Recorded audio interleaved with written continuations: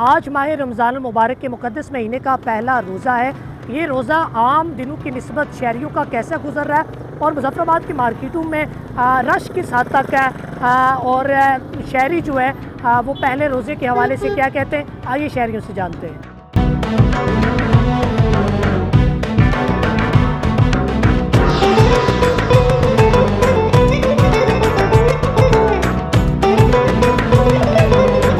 हाँ जी, रमज़ान में समोसा पकौड़ों की परवाह बढ़ जाती है।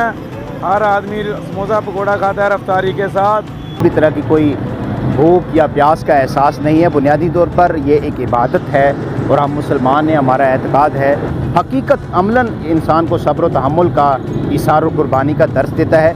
मैं अपने ईमान की बात करता हूँ, अभी तक मुझे पानी पीने की, खाने की कोई तलब नहीं हुई। अभी मैं रात से होकर आया हूँ, बड़ा ही पुरअमन माहौल है। कोशिश अच्छी करते हैं, माल अच्छा होना चाहिए ताकि लोगों की ज़रूरत पूरी हो जाए।